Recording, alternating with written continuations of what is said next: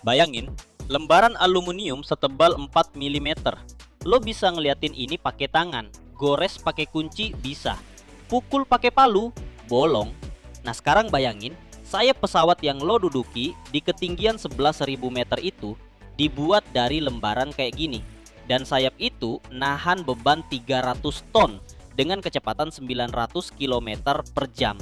Dan nggak patah, nggak bengkok, nggak retak, puluhan tahun berturut-turut. Gimana caranya lembaran setebal 4 mm bisa berubah jadi konstruksi yang lo percayain buat nyawa lo? Hari ini kita di balik layar pabrik pembuat pesawat, tempat mereka ngepres sayap dan badan pesawat penumpang. Dan gue bakal tunjukin setiap tahapan prosesnya.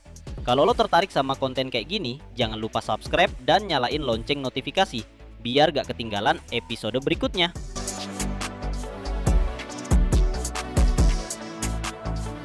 Semuanya dimulai di gudang bahan baku, dan hal pertama yang bikin takjub, ukurannya gede banget. Lembaran dan pelat aluminium ditumpuk setinggi beberapa meter, dan setiap lembar diberi tanda kode paduannya.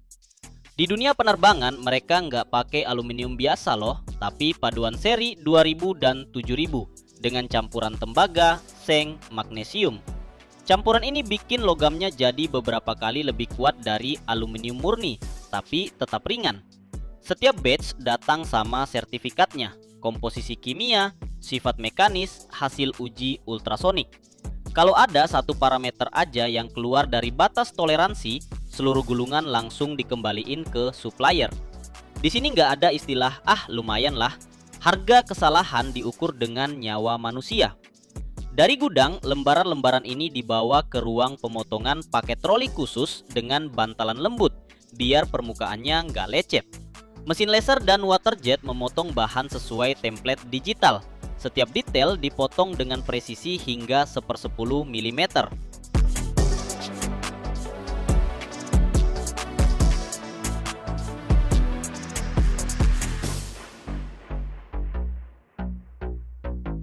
Nah sekarang bagian paling spektakuler, pembentukan. Lembaran datar harus diubah jadi panel dengan lengkungan presisi, ngikutin profil aerodinamis sayap atau bulatan badan pesawat. Buat ini, di sini ada mesin pres yang bikin napas lo berhenti. Pres hidrolik buat pelapisan kulit pesawat. Ini mesin setinggi gedung 3 lantai dengan tekanan puluhan ribu ton. Lembaran aluminium dijepit di pinggirnya pakai alat khusus.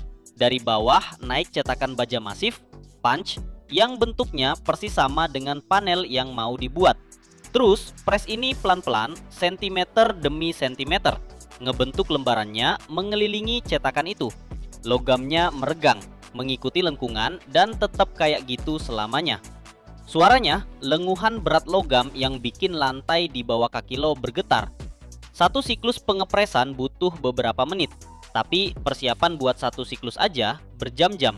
Setting cetakan, kalibrasi tekanan, cek suhu lembaran, soalnya aluminium dingin kelakuannya beda banget sama yang anget.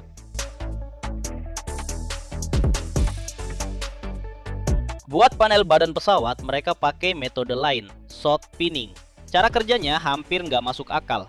Lembaran datar ditaruh di meja, terus ditembaki bola-bola baja kecil sekitar 1 mm dari nozzle khusus pakai tekanan tinggi.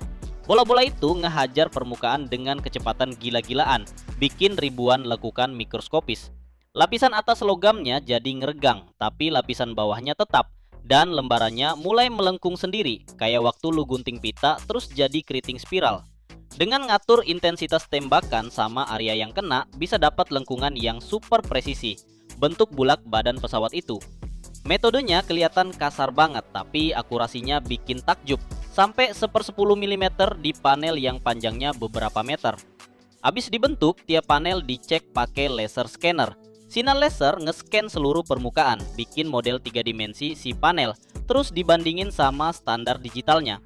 Komputer nge-highlight area yang melenceng, dan kalau ada satu titik aja yang lewat dari batas toleransi, panelnya langsung ditolak atau harus diperbaiki lagi.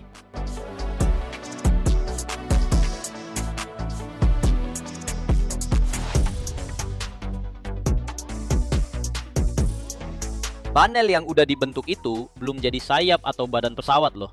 Ini cuma kulitnya aja, cangkang tipis yang kalau sendirian gak bakal kuat nahan beban berat. Biar bisa nahan tekanan saat terbang, di bagian dalamnya dipasang rangka penguat, stringer sama frame. Stringer itu profil panjang yang ngikutin bentuk konstruksinya. Fungsinya buat nahan tarikan dan tekanan. Frame itu kerangka melintang yang jaga bentuk potongannya tetap utuh. Gabungan mereka ini bikin kerangka yang dikelepin sama kulit luarnya. Nah, sandwich antara cangkang sama rangka ini baru deh kuat banget nahan beban gede. Dan disinilah dimulai pekerjaan paling teliti, ngepin. Di satu sayap pesawat penumpang aja ada ratusan ribu paku keling. Setiap paku keling pakai bahan campuran khusus penerbangan. Masing-masing dipasang di lubang yang dibor dengan presisi sampai sepersekian milimeter. Mesin paku keling otomatis bisa masang ribuan paku keling per jam. Robotnya bor lubang, masukin paku keling, ngelepin, langsung ngecek kekuatannya. Tapi ada tempat-tempat yang robotnya nggak bisa jangkau. Di situ yang kerja manusia. Tukang keling yang pakai palu pneumatik itu salah satu pekerja paling dihormati di pabrik pesawat.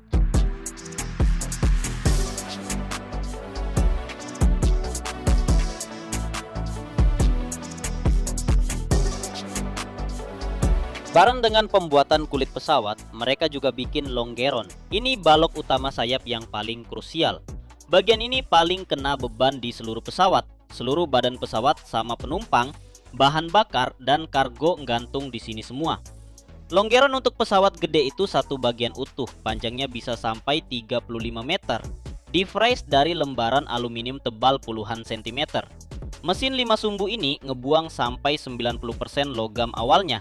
Sisain relief rumit dari rusuk-rusuk, penyangga, dan rak-rak. Proses fresh satu longeron butuh sampai 24 jam non-stop.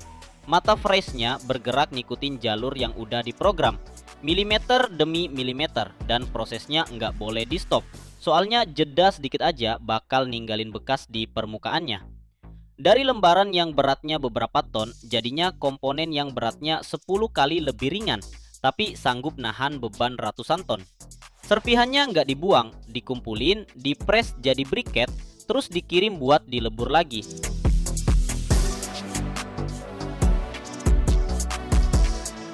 Begitu semua bagiannya udah siap, proses rakit pun dimulai. Sayap dirakit di jig khusus. Semacam rangka baja raksasa yang panjangnya sama kayak sayap itu sendiri, yang ngunci setiap komponen di posisi yang super presisi. Pertama-tama dipasang spar, terus rib partisi melintang yang ngebentuk profil aerodinamis, lalu stringer, dan terakhir skinnya. Panel-panel disambung dan dipaku keling satu persatu. Di setiap tahap, QC terus ngecek celah, alignment, sama kekencangan paku kelingnya. Toleransi buat sambungan panel cuma 3/10 mm doang. Kalau celahnya lebih lebar, panel bakal dibongkar dan disesuaikan ulang. Rakit satu sayap aja bisa makan waktu sekitar 2 minggu.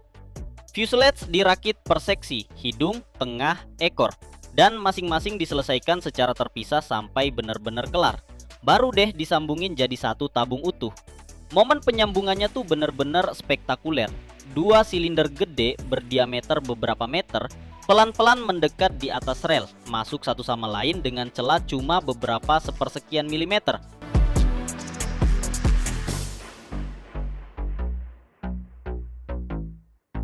Setelah dirakit, tahap selanjutnya sealing. Setiap sambungan, setiap lubang paku keling di badan pesawat dikasih sealant khusus yang kalau udah mengeras jadi elastis dan kedap air. Tanpa ini, di ketinggian 11.000 meter di mana tekanannya cuma seperempat dari tekanan permukaan, udara bakal bocor lewat celah-celah kecil dan kabin nggak bisa dijaga tetap normal. Setelah di-seal, badan pesawat ditutup terus dipompa pakai tekanan buat simulasi kondisi terbang. Sensor di seluruh bodi nge-track kalau ada kebocoran. Kalau ada udara yang nyembur keluar, langsung dicari, ditemuin, diberesin. Cuma setelah lolos tes, baru bagian itu dikasih izin lanjut. Sayap juga nggak luput dari pengujian. Sayap dipasang di alat uji, terus ditekuk ke atas pakai silinder hidrolik. Pelan-pelan, terkontrol, sambil diukur deformasinya di ratusan titik sekaligus. Sayap harus tahan ditekuk sampai beberapa meter ke atas tanpa rusak. Dia bengkok kayak busur panah, tapi nggak patah. Pas uji sertifikasi, sayap bahkan ditekuk sampai benar-benar patah.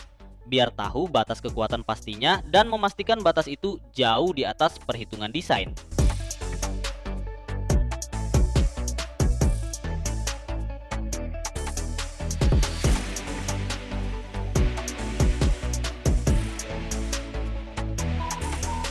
Begitu sayap dan badan pesawat lolos semua pengecekan, mereka dibawa ke tempat perakitan final.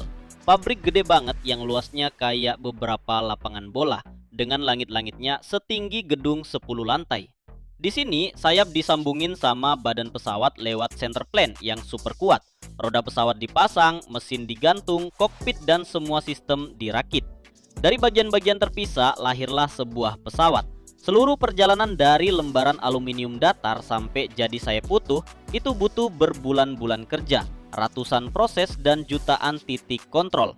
Setiap paku keling dicatat di dokumen, setiap sambungan didokumentasiin, setiap panel punya cerita sendiri, dari peleburan logamnya sampai nomor mesin yang ngebentuknya. Kapan kalian naik pesawat lagi dan duduk di samping jendela, terus ngeliat sayapnya, inget ya. Kalau lo pengen lihat gimana bentuknya ujung dunia versi industri, datang aja ke Ecatepec. Pinggiran Mexico City ini nggak bakal nyambutin lo dengan musik mariachi atau koktail di pantai. Di sini udaranya kental banget gara-gara asap knalpot VW Kodok tua dan gunung-gunung di sekitarnya ketutupan kabut asap abu-abu. Tapi justru di sini nih, di tengah jalanan berdebu dan kekacauan tanpa akhir, terjadi sesuatu yang orang Meksiko sebut sebagai revolusi senyap mereka. Gue lagi berdiri di depan gerbang pabrik Granutech. Di sepatu kanan gue ada batu nyangkut, dan di mulut masih ada rasa taco babi murah campur debu. Tapi di depan sana, neraka hitam yang ternyata jadi penyelamatan buat negara ini.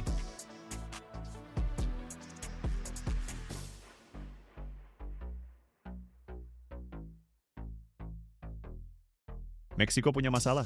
Tunggu, salah. Meksiko lagi ngalamin bencana beneran nih. Tiap tahun ada lebih dari 40 juta ban bekas yang dibuang gitu aja. Kebanyakan ujung-ujungnya numpuk di jurang, sungai atau lahan kosong, terus dibakar sampai ngeluarin racun dioksin ke udara.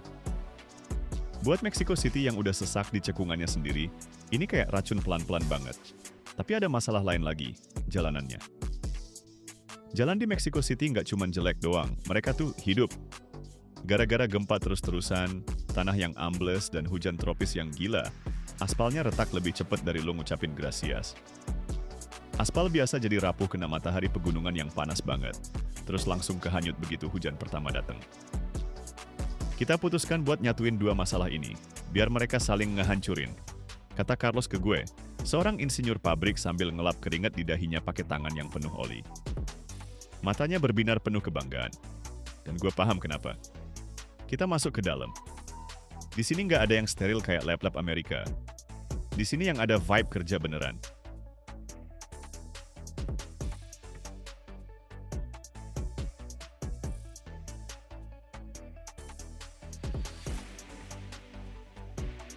Tahap pertama itu penerimaan. Truk-truk kontainer gede banget yang udah karatan, dan bonyok abis langsung nurunin ribuan ban di halaman yang becek. Pemandangannya depressing banget, gunung-gunung karet item yang baunya kayak gosong kena matahari. Tapi begitu masuk ke conveyor, disinilah keajaibannya dimulai. Mesin shredder Granutech itu monster beneran. Mereka nggak cuma motong, tapi nyobek-nyobek. Suaranya kayak makhluk besi raksasa lagi ngunyah tulang. Getarannya nembus lantai, naik ke kaki, sampai bikin gigi lo pada getar. Di sini nggak ada tempat buat ngobrol. Kita komunikasi pakai bahasa isyarat doang. Gue ngeliat ban truk gede dalam hitungan detik langsung jadi potongan-potongan berantakan. Di sini, beda sama pabrik-pabrik steril di Eropa, lo bakal lihat setiap tetes keringat para pekerja. Mereka sortir manual barang-barang yang nggak kesedot magnet.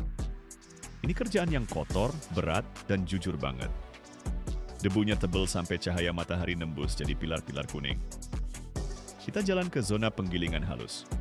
Di sini karetnya melewati rangkaian mesin penggiling, makin lama makin halus, sampai akhirnya jadi tepung karet. Inilah bahan rahasia yang sebenarnya.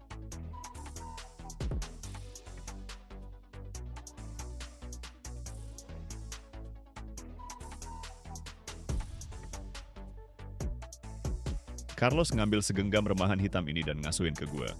Hangat banget, hampir panas. Ini bukan sampah, teriak dia ke kuping gue. Ini elastisitas. Ini yang bikin aspal nggak bakal retak pas tanah di bawah Mexico City goyang lagi. Orang Meksiko bangga banget sama teknologi ini. Dan emang layak kok. Jalan yang dicampur ban bekas tahan 3 kali lebih lama. Nggak takut air soalnya karet tolak air, jadi nggak bisa masuk ke pori-pori dan ngerusak dasarnya.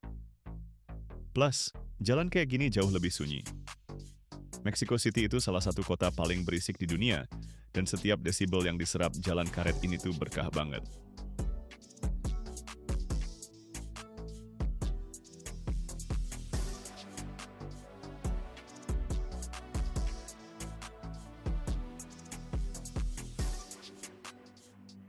Kalau shredder itu brutal force-nya pabrik Granutech, maka workshop modifikasi bitumen ini adalah otak liciknya yang bahaya banget.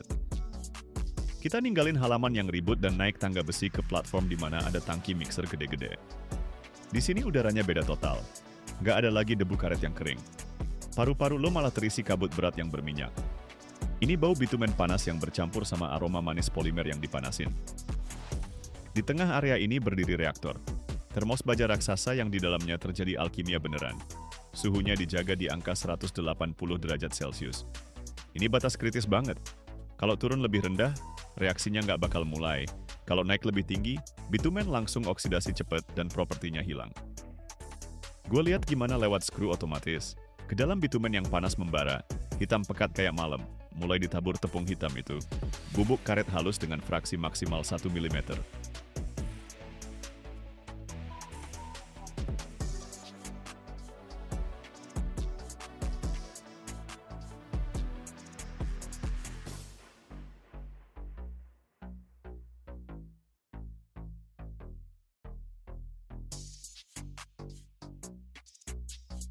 Begitu serpihan ban menyentuh cairan super panas itu, keajaiban fisika kimia langsung dimulai. Lo nggak bisa lihat pakai mata telanjang sih, tapi sensor di monitor jelas banget nunjukin kekentalan campuran langsung naik drastis. Karetnya nggak cuma meleleh gitu aja loh, soalnya karet di ban itu udah divulkanisasi, jadi nggak mungkin cair kayak es. Yang terjadi justru adsorpsi, partikel karet mulai minum fraksi minyak ringan dari aspal. Partikelnya bisa mengembang 2-3 kali lipat dari ukuran awal. Dia jadi bengkak, berubah jadi struktur mirip gel yang lembut dan elastis. Di dalam reaktor ada mixer berkecepatan tinggi yang literally ngeratain karet bengkak itu ke struktur aspal. Ini udah bukan dua benda terpisah lagi. Ini udah jadi bahan pengikat yang termodifikasi. Coba lihat manometernya nih, teriak Carlos sambil nunjuk alatnya. Tekanannya naik terus karena campurannya udah jadi lebih kental dari madu. Di level molekuler terjadi devulkanisasi, sebagian ikatan sulfur di karet rusak, terus rantai polimer karet mulai berjalin dengan molekul aspal. Mereka bikin jaringan baru, semacam tulang besi di tingkat mikro. Nah, jaringan inilah rahasia keabadian aspal ini.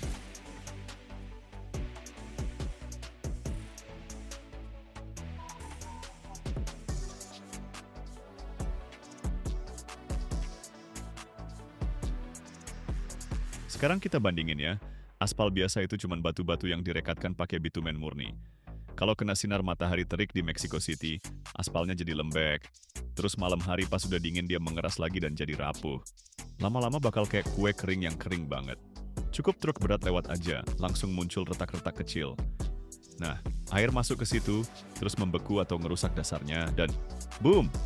Jalannya bolong lagi deh. Aspal pakai karet dari Granutech itu kerjanya kayak ubin karet yang kuat banget. Pas truk berat ngegencet aspal kayak gini, dia nggak retak. Dia cuma berubah bentuk terus. Yang paling penting nih, balik lagi ke bentuk semula. Ini namanya pemulihan elastis.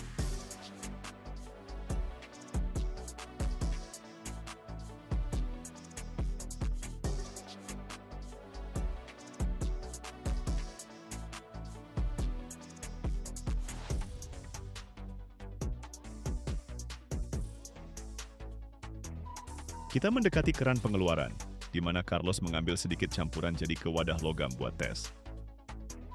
Ketika campurannya agak mengeras, dia menariknya kayak karet. Aspal biasa pasti langsung sobek, tapi yang ini bisa ditarik jadi benang panjang, memantul, dan mengerut lagi. Sekarang, di depan mata kita, ton demi ton massa hitam ini dituang ke bak truk dam. Suhunya masih sekitar 160 derajat. Campuran ini baunya kayak kekuatan dan kemajuan. Truk ini bakal berangkat ke pinggiran Ecatepec, di mana besok pagi orang-orang Meksiko bakal berangkat kerja lewat jalan baru. Jalan yang nggak akan takut sama matahari Texas, hujan deras, atau bas-bas berat.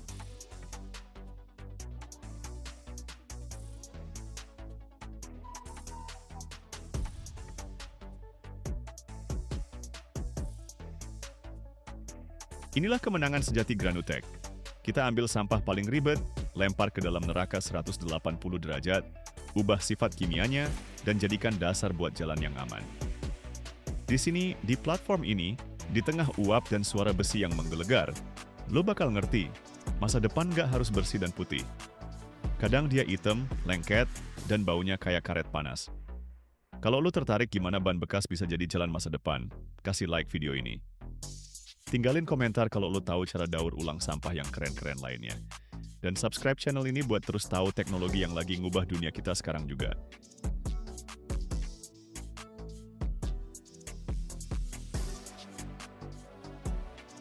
Di langit Eropa, ada pesawat yang bentuknya mirip paus. Tapi dia nggak ngangkut penumpang, dia ngangkut pesawat lain. Sayapnya panjang banget, 30 meter. Bagian badan pesawatnya setinggi rumah loh. Ini dia Airbus Beluga XL, pesawat kargo terbesar di Eropa. Bisa bawa 51 ton barang. Ruang kargonya diameternya 8,8 meter. Di dalamnya muat 2 sayap Airbus A350 sekaligus nih. Tanpa Beluga, produksi Airbus bakal berhenti dalam seminggu doang. Hari ini kita bakal lihat gimana raksasa ini lahir. Dari lembaran aluminium sampai turbin pertama kali ngaum.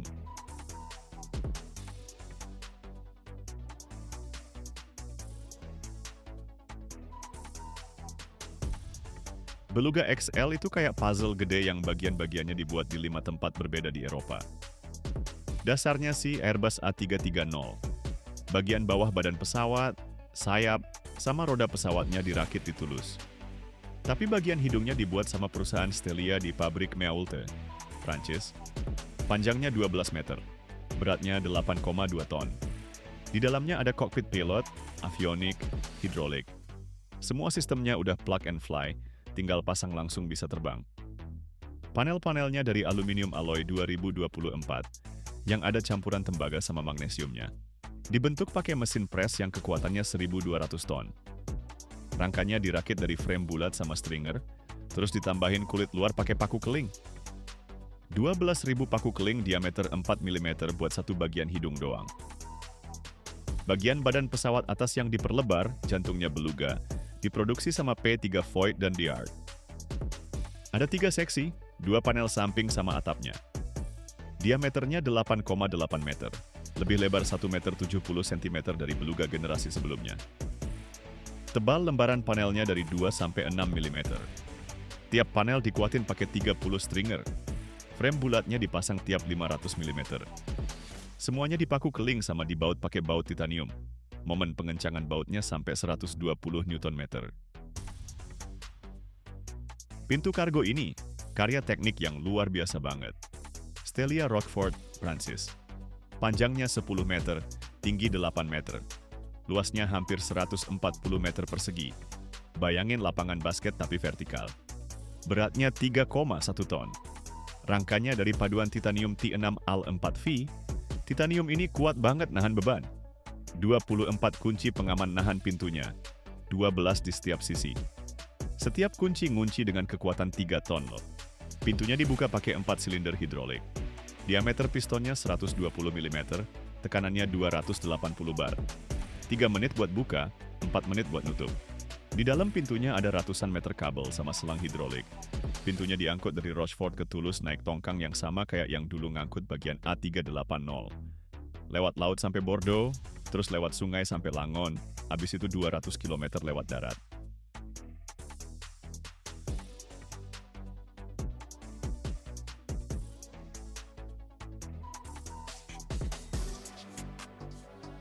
Bagian ekornya dimodif sama Aeronova dari Spanyol, di daerah Basque. Stabilizer vertikalnya diperbesar sampai 50%, dari 31 jadi 46,5 meter persegi. Fuselage-nya yang gede banget bikin kayak layar gitu, makanya butuh stabilitas ekstra. Di stabilizer horizontal ditambahin winglet vertikal, plus 2 ventral fin di bawah ekor. Jadi total ada 5 permukaan vertikal, bukan cuma satu lagi. Semuanya dibuat dari komposit carbon fiber. Lapisan kain karbon direndam pakai resin epoksi, ditata di cetakan, terus masuk autoclave. 180 derajat, 7 bar tekanan, 8 jam. Kiln komposit beratnya cuma 600 kilo, nggak kayak yang aluminium yang 900 kilo.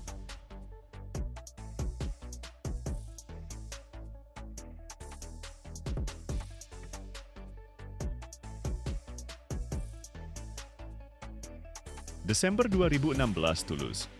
Lini L34, hangar seluas 12.000 meter persegi. Perakitan final beluga pertama. Fuselage bawah plus sayap dari A330 ditaruh di jig. Dari atas, kren berkapasitas 50 ton, nurunin fuselage atas yang udah diperlebar. Disambungin di sekelilingnya. Ratusan sambungan baut. Bor lubang 6 mm langsung nembus dua bagian sekaligus. Akurasi plus minus 0,1 mm. Baut dikencengin pakai kunci torsi yang dikontrol komputer. Sambungannya disegel pakai senyawa polisulfida. Tahan dari minus 60 sampai plus 120 derajat. Pasang bagian hidung, ekor, sirip vertikal. 3 bulan pengerjaan. Bersamaan, isi dalamnya. 80 km kabel dalam bundel isi 50 sampai 100 helai. 600 meter pipa hidrolik dari stainless steel. Tekanan 280 bar. 12 tangki bahan bakar, 139.000 liter kerosin.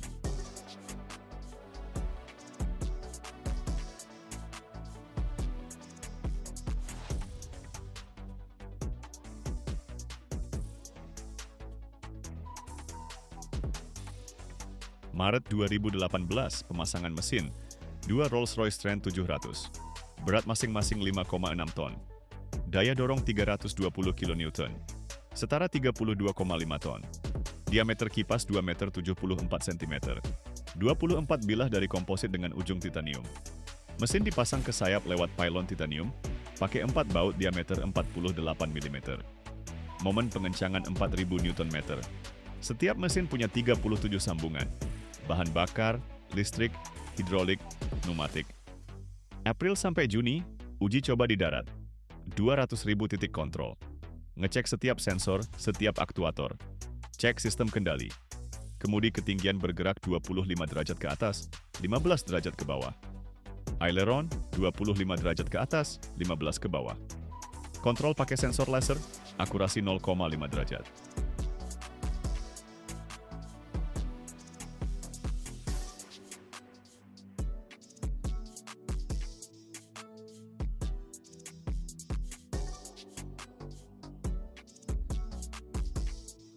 19 Juli 2018.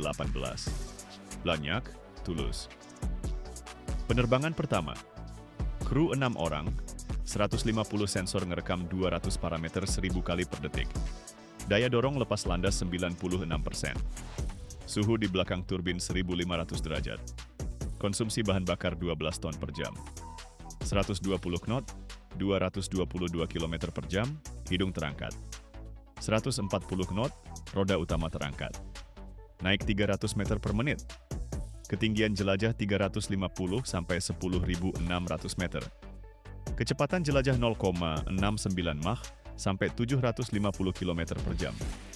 4 jam 20 menit di udara. Pendaratan normal. Selanjutnya, program uji coba. 200 penerbangan, 700 jam. Berat maksimal sama balas 51 ton. Penerbangan pakai satu mesin. Pendaratan dengan angin samping 30 knot. Minus 30 di Swedia, plus 45 di Spanyol. Semuanya berfungsi. 13 November 2019. Sertifikat tipe. Beluga udah boleh terbang. Tanggal 9 Januari 2020. Penerbangan komersial pertama. Toulouse, Bremen, Toulouse. Muatan. 2 sayap A350. Masing-masing panjangnya 32 meter, beratnya 9,5 ton. Dulu, 2 kali terbang pakai beluga lama. Sekarang, cukup sekali aja. Loading 70 menit.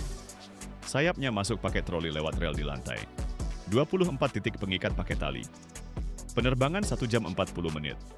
Di Bremen turunin sayapnya. Muat seksi badan pesawat A320. Terbang ke Toulouse. 3-4 kali terbang sehari. 6 hari seminggu. 1000 penerbangan setahun untuk 6 pesawat. Tanpa beluga, Airbus nggak bakal bisa bikin satu pun pesawat. Sayap dibuat di Inggris, ekor di Spanyol. Badan pesawat di Jerman. Perakitan akhir di Toulouse sama Hamburg. Beluga, konveyor terbang. Nadi industri Eropa. 1 miliar euro biaya programnya. 167 juta per pesawat. 30 tahun masa pakai. 60.000 jam terbang. Kalau kalian suka, jangan lupa like. Kalian udah tahu soal beluga belum? Tulis di komentar. Subscribe, di sini kita nunjukin pabrik-pabrik yang belum kalian tahu. Setiap tahun kapal pemecah es raksasa dan kapal pesiar mewah diluncurkan ke laut. Kapal-kapal yang beratnya puluhan ribu ton, mampu beroperasi berbulan-bulan di laut paling ekstrem di planet ini. Tapi nggak banyak yang tahu kalau mesin mereka udah nggak ada di dalam badan kapal lagi. Para insinyur nekat banget. Mereka mindahin sistem penggerak super gede dengan daya lebih dari 22 megawatt. Itu lebih dari 30.000 tenaga kuda loh. Terus ditaruh langsung di bawah kapal, dalam kapsul baja kedap air seberat 320 ton. Itu beratnya 2 pesawat Boeing 747 yang udah fully loaded. Di dalam kapsul ini, kalau rotor bergeser cuma sepersekian milimeter aja, bisa bikin bearing hancur dan seluruh sistem rusak dalam hitungan hari. Tonton video ini sampai habis, lo bakal tahu gimana sistem penggerak bawah laut ini dibikin, kesalahan apa yang selamanya disembunyiin di bawah air pas pemasangan, dan kenapa musuh tak terlihat ini bisa ngehancurin kapal ribuan ton dalam waktu singkat banget.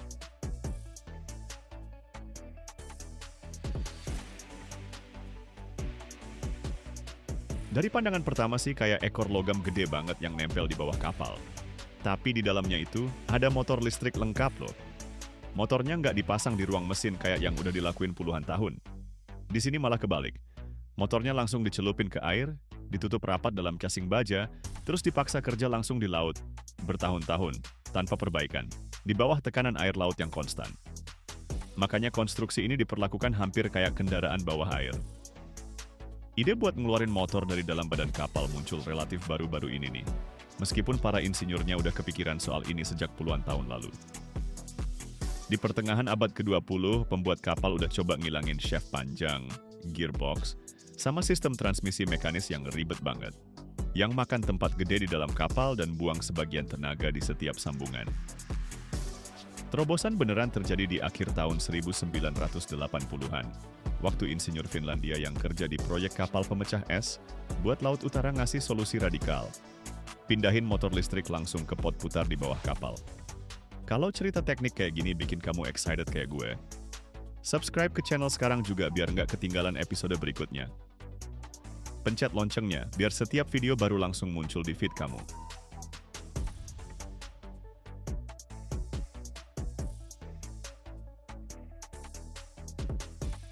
Para spesialis dari perusahaan pembuat kapal yang lagi nyari cara bikin kapal lebih gampang dikendaliin di area es mulai ngembangin teknologi ini. Eksperimen pertamanya kelihatan cukup berisiko sih. Mesinnya harus benar-benar diisolasi dari air laut, dan harus bisa jalan bertahun-tahun tanpa bisa diakses sama sekali. Di tahun 1990, instalasi pertama yang beneran kerja mulai muncul, dan beberapa tahun kemudian teknologinya udah mulai dipasang di kapal pemecah es sungguhan. Ternyata nih, konstruksi kayak gini nggak cuma berfungsi, tapi berfungsi lebih baik dari sistem tradisional manapun. Begitu jelas kalau penggerak yang bisa berputar ini bikin kapal bisa gerak ke hampir semua arah tanpa perlu mutar badan kapalnya. Para pembuat kapal pesiar langsung ngadopsi sistemnya. Penggerak ini bisa berputar sampai 360 derajat loh, yang bikin kemudi belakang biasa sama alat bantu manuver tambahan, jadi nggak kepake lagi. Manuvernya meningkat drastis banget sampai kapal pesiar gede bisa sandar ke dermaga nyaris dari samping, tanpa bantuan kapal tunda. Sejak saat itu, skema ini pelan-pelan ngubah konsep dasar tentang di mana seharusnya jantung kapal berada. Bukan di dalam, tapi langsung di bawahnya.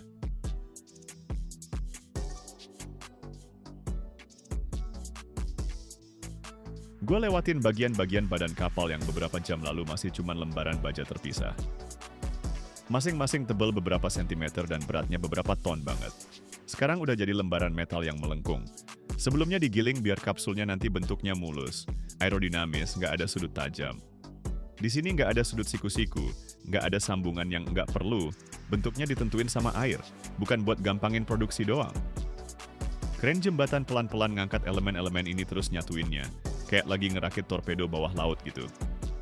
Di antara komponen-komponennya dikasih celah sempit buat jalur lasannya.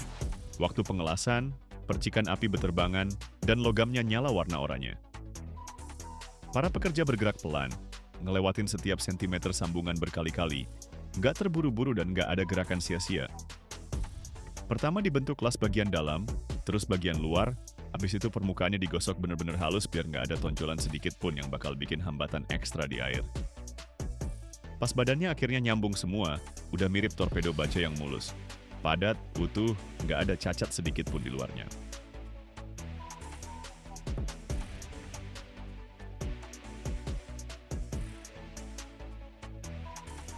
Setelah itu dimulailah tahap inspeksi.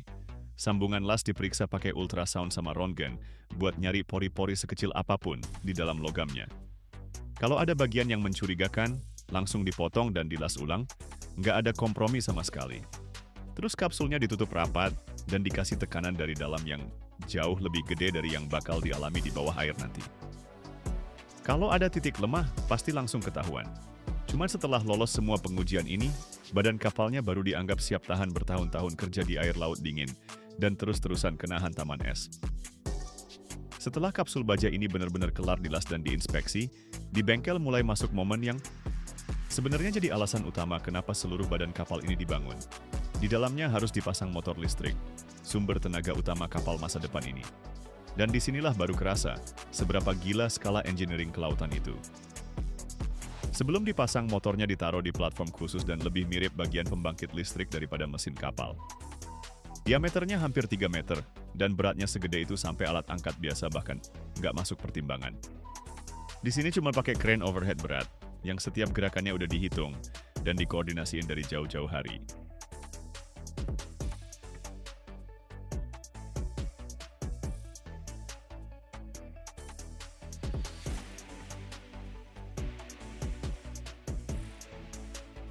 Rotor, yaitu bagian mesin yang berputar, diangkat secara terpisah. Ini adalah cincin logam masif dengan konduktor tembaga yang beratnya lebih dari truk besar yang penuh muatan. Crane mulai bergerak pelan banget sampai hampir nggak kelihatan mata. Operatornya kerja berdasarkan komando dari beberapa engineer yang berdiri di berbagai sisi casing dan terus-menerus ngontrol posisi komponen ini. Di sini nggak boleh ada gerakan mendadak dan nggak boleh ada kesalahan sama sekali. Bahkan pergeseran sepersekian milimeter aja bisa berarti misalignment, yang bakal kelihatan saat operasi nanti dalam bentuk vibrasi kuat. Dan vibrasi di level daya sebesar ini, bukan cuma masalah kecil, tapi udah bencana beneran. Ketika rotor udah gantung di atas kapsul yang terbuka, dimulailah tahap paling menegangkan. Benda ini benar-benar diturunkan per milimeter, dengan gap yang terus diukur pakai alat laser. Di dalam casing udah terpasang bearing dan elemen pendukung, dan semuanya harus pas dengan presisi sampai 1/1000 mm. Kalau sumbu mesin nggak pas, meskipun cuma sedikit aja, dengan pusat geometris kapsul, saat rotasi bakal muncul ketidakseimbangan yang berasa ke seluruh kapal. Di kecepatan kerja, ketidakseimbangan ini bakal jadi hantaman konstan yang bisa ngehancurin bearing atau ngerusak casing dari dalam cuma dalam hitungan minggu. Setelah rotor dipasang, engineer nggak langsung ngizinin buat ngelepas krennya. Mulailah serangkaian pemeriksaan. Mereka ngukur keselarasan, muterin shaft secara manual beberapa kali, dengerin baik-baik suara logamnya. Kalau ada suara aneh sedikit aja, komponen langsung diangkat lagi. Kadang mesin diangkat lagi dan posisinya dikoreksi, ngabisin berjam-jam demi perubahan beberapa milimeter doang.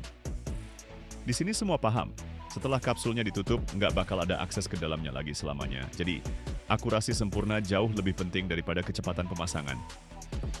Pas mesin akhirnya udah di tempatnya, seluruh struktur tiba-tiba kelihatan lengkap banget. Cangkang baja kosong berubah jadi penggerak beneran. Momen inilah yang bisa dibilang kelahiran sistem yang nantinya bakal muterin propeller, belokin kapal ribuan ton, dan kerja bertahun-tahun di bawah air. Di tempat yang nggak bakal pernah dilihat manusia lagi.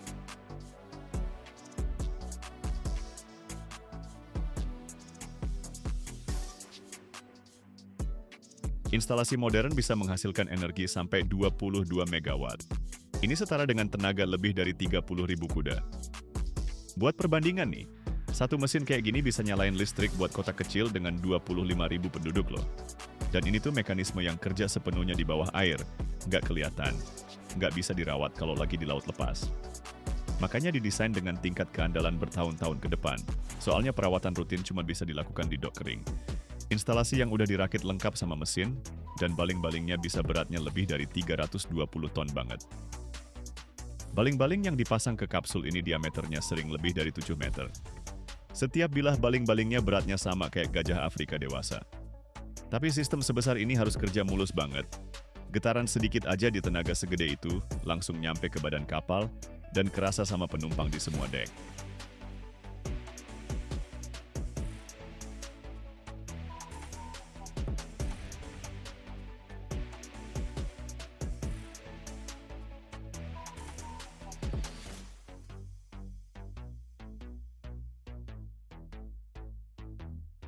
Setelah mesin udah aman terlindungi di dalam casing baja, tibalah tahap final, pemasangan baling-baling kapal. Kalau kapsulnya itu ototnya, maka baling-baling ini tangannya yang mendorong air dan bikin kapal bergerak maju. Setiap bilahnya dibuat dari campuran spesial perunggu, aluminium, sama nikel. Logam ini harus cukup kuat supaya nggak bengkok kena tekanan ribuan ton air, tapi di saat bersamaan juga harus cukup halus biar nggak bikin pusaran air yang nggak perlu. Bilah-bilahnya dibawa ke kapsul pakai palet khusus, masing-masing dibungkus plastik pelindung kayak perhiasan mahal. Pemasangannya dilakukan pakai pendorong hidrolik. Baling-balingnya dipasang ke poros mesin yang nongol dari kapsul. Dan di sini ketelitiannya lagi-lagi diukur sampai 1/1000 mm. Kalau sedikit aja miring, pas jalan di kecepatan kerja baling-balingnya bakal mulai getar. Dan getaran ini bisa hancurin bearing mesinnya dalam beberapa hari doang. Pas baling-balingnya udah terpasang sempurna, dikunci pakai mur raksasa yang dikencangkan dengan kekuatan beberapa ribu Newton meter. Setelah itu, di pusatnya dipasang penutup aerodinamis biar aliran air setelah baling-baling jadi rata sempurna. Seluruh komponen ini dilapisi cat khusus yang bikin organisme laut dan kerang nggak bisa nempel. Soalnya bahkan kotoran setebal beberapa sentimeter aja di bilahnya bisa nurunin efisiensi mesin 5-7%. Dan itu kerugian ratusan ribu euro per tahun loh.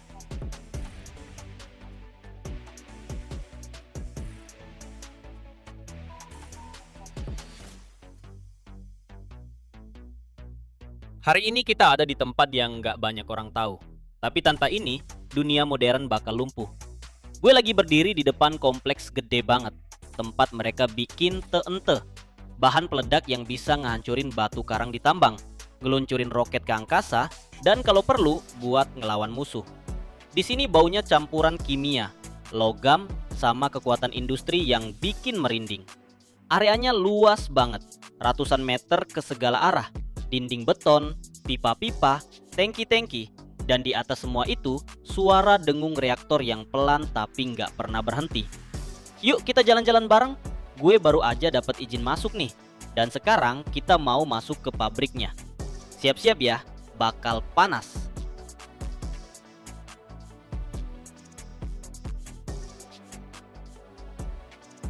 TNT atau trinitrotoluena udah ada sejak abad ke-19 pas para kimiawan mulai eksperimen sama toluena, cairan bening yang didapetin dari batu bara atau minyak bumi.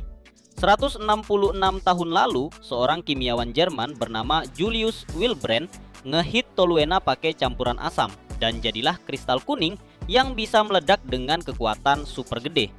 Sejak saat itu, TNT jadi rajanya bahan peledak. Stabil, kuat, nggak bakal meledak cuma karena kebentur atau kena api. Harus pakai detonator. Lo bisa jatuh-jatuhin, dipanasin, bahkan ditembak pakai senapan. Dan nggak bakal terjadi apa-apa sampai detonatornya diaktifin. Nah, kepastian inilah yang bikin TNT jadi bahan yang nggak tergantikan. 1 gram TNT itu jadi standar ukuran kekuatan ledakan buat bandingin semua bahan lainnya. Di sini, di pabrik semuanya dimulai dari tangki gede banget berisi toluena. Cairan ini masuk ke reaktor, wadah raksasa dari baja stainless chromolybdenum. Soalnya baja biasa bakal digerogoti asam dalam hitungan minggu aja. Ke dalamnya dipompa campuran asam nitrat dan asam sulfat, konsentrat yang bisa melehin sarung tangan.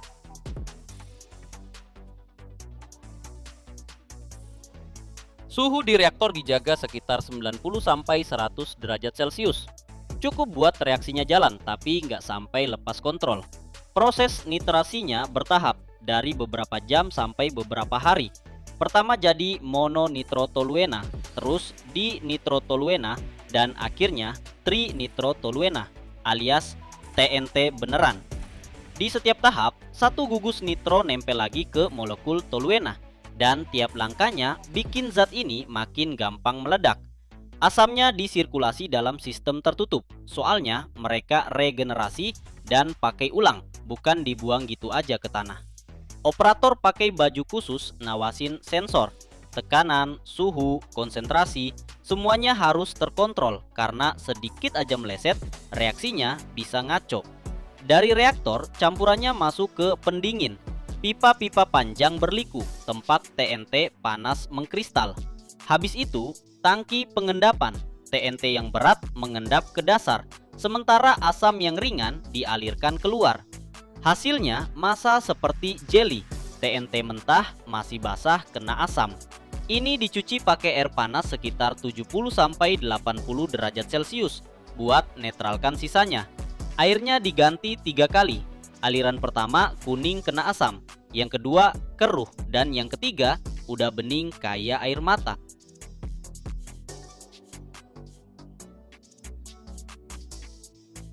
Air bekas pakai nggak langsung dibuang gitu aja. Mereka netralisinya pakai kapur di kolam-kolam, disaring lewat lapisan pasir setebal sekitar 3 meter, baru deh dikirim ke instalasi pengolahan. Ekologinya dijaga banget, soalnya asam itu racun buat semua makhluk hidup. Sementara itu, kristal-kristalnya dibongkar. Masanya udah padat sih, tapi masih basah sekitar 6-10%. Sekarang tahap pengeringan, salah satu tahap paling menarik nih. Ruang pengering vakum, tempatnya penuh sama drum-drum rotor yang dengungnya kenceng, masing-masing diameternya sekitar 2 meter. Trotilnya dimasukin ke sana per porsi 90 kg. Drumnya ditutup, udaranya dipompa keluar sampai tekanannya sekitar 100 mm merkuri, terus dipanasin sampai 55-60 derajat Celcius. Kipas-kipasnya niupin udara hangat di dalam, drumnya muter, kristal-kristalnya kebalik-balik, keringnya rata, nggak nempel ke dinding. 2 jam, keluarlah bubuk kuning bersih dengan kelembapan cuma 0,5%. Tanpa tahap ini, trotil bakal gumpal atau jadi nggak stabil gara-gara lembab.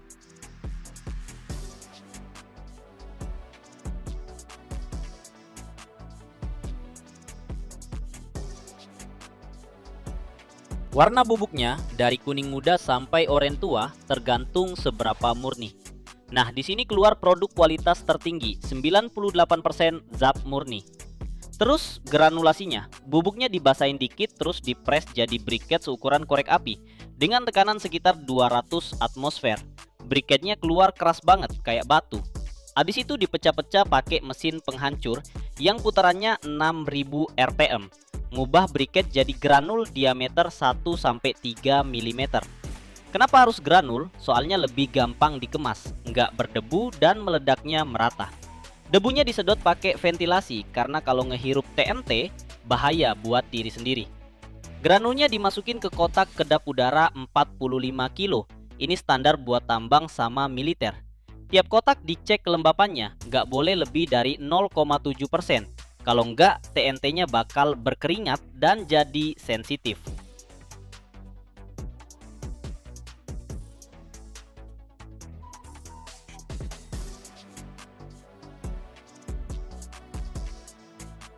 Ada juga bentuk khusus buat muatan bawah air. Di situ butiran dicampur sama parafin biar nggak basah.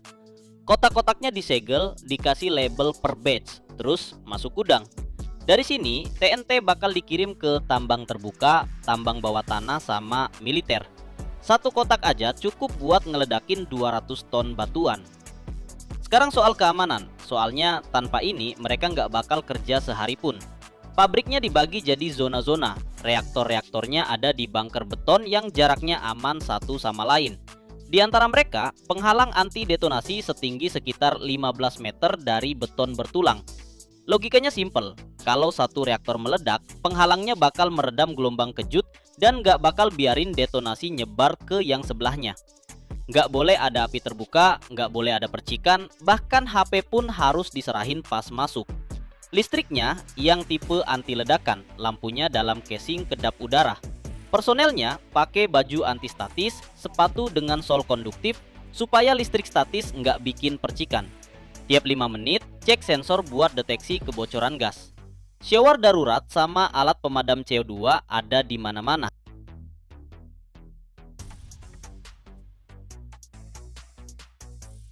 Pernah ada insiden nggak? Di abad ke-19, ledakan bisa ngeratain pabrik satu gedung. Tapi sekarang, 0 kejadian dalam 10 tahun terakhir. Kenapa? Karena otomasi. Komputer langsung matiin reaktor dalam hitungan detik kalau ada anomali sedikit aja. Satu operator dari panel bisa ngawasin 10 proses sekaligus. Bandingin sama pabrik zaman dulu. Dulu semua manual, TNT dikemas pakai tangan kosong. Ledakan tuh udah kayak langganan. Sekarang, robot manipulator, sensor, kamera. Evolusi banget.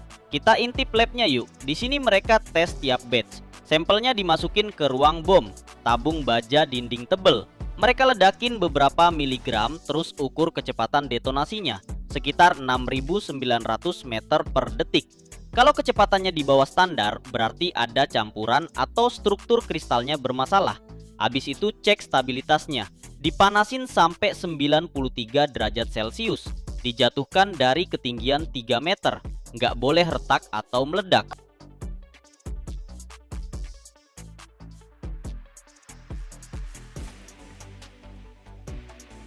Terus, ada tes sensitivitas gesekan. Silinder ini diputar selama 6 jam. Kalau nggak meledak, berarti aman. Laboran ngecek kemurniannya pakai kromatograf. Nggak boleh ada campuran toluena atau asam sama sekali.